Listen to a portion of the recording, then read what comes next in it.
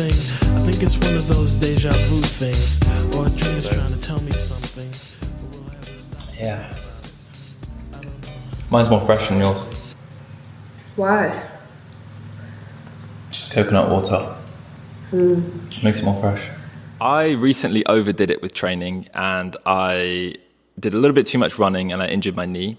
And I've got an IT band problem, which basically means that the knee in itself is fine, but because my hip and my side and my glute effectively on the left side is weak, it means that it's putting too much pressure on my knee and it starts to inflame as I run. So after about 2 or 3 kilometers, I just have to stop. It freezes up.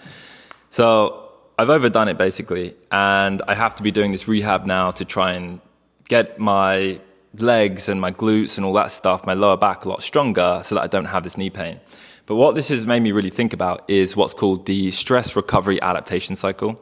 And this is relevant to both your physical stress and work stress or business stress.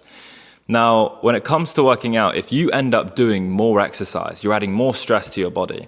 And if you keep doing that, the eventuality is that you're going to get injured like I am right now. Same thing with business, right? If you're at work and you're going through this period of life at work where you're doing way more, you're working longer hours, you're really pushing it, you're trying to get better results, ultimately you'll just burn out. If you're burnt out, you're just going to have a worse output. You're going to do worse at work. You're going to not be able to run as fast. For example, right now I can barely run because I'm injured. So the stress recovery adaptation cycle works by effectively you taking on more stress. And as you take on more stress, it requires you to actually recover now, right? So the recovery has to be a lot better. And once you've had that time to recover, that allows you to adapt. And after the recovery, you will actually be better than you were before it. So now you'll be able to take on even more stress, and then you'll have to recover again, and then more stress and recover again. So it's not linear. It doesn't just go like put in more work and get better, right? Growth doesn't come after putting in more work or going through more stress or going through this period of burnout. It actually comes after the recovery, and then you can grow. So my one piece of advice to anyone is, if you're prescribing to hustle culture, if you're prescribing to this idea of you need to keep grinding, you have to keep going, understand that there's actually no real benefit there until you recover.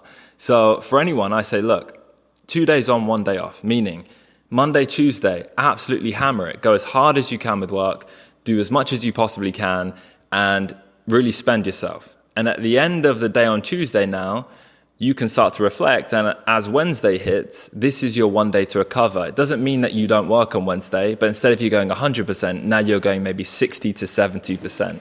And within that day of recovery, that's giving you time to reflect and think, okay, I'm going 100 miles an hour.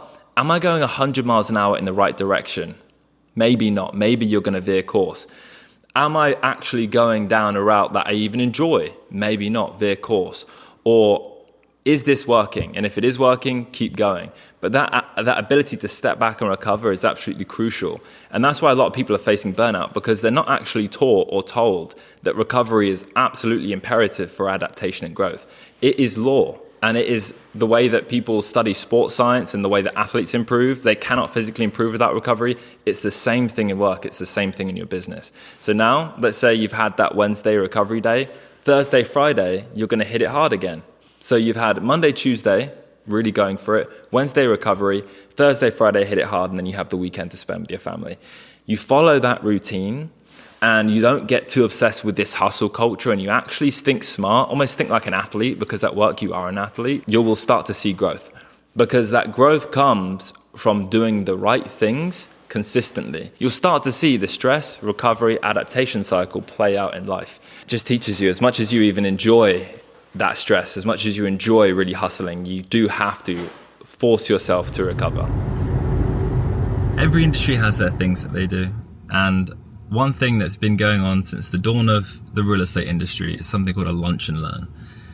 This is basically, it's like a dating game, right? Effectively. So what will happen is a lender or a escrow company or a title company will pay for the lunch of a real estate office. And that could be a fancy, really nice lunch, or it could be some Jersey Mike sandwiches, whatever it is. They'll cater it into the office. All of the people in that real estate brokerage will turn up for the lunch, and they have to sit through a 30-minute long presentation, typically, from whoever paid for that lunch in return. And usually that will lead to some type of business.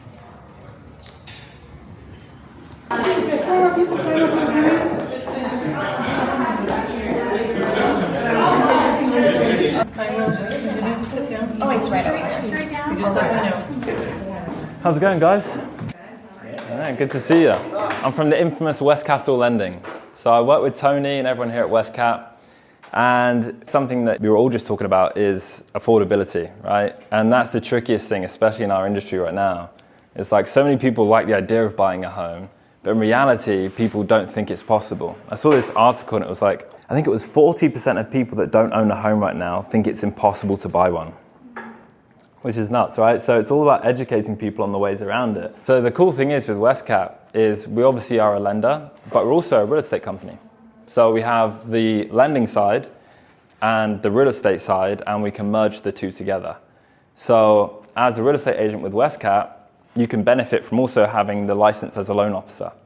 So the thing that Tony's team does really well, and we've worked on a few of these deals together, is you can not only represent the buyer as the agent, but you're also representing them on the mortgage, so you're making double the monies, right? And you're also able to control the deal a lot better. So yes, we can make more, but we can also make sure that nothing goes wrong, because if you're a real estate agent working with a bad lender potentially, that could throw your deal off too, right? So that element of it is really huge with what we've been doing, and we can start to give clients even more creative stuff when we match the real estate with the lending. So has anyone heard of turning a pre-approved buyer into an all-cash buyer and how to do it?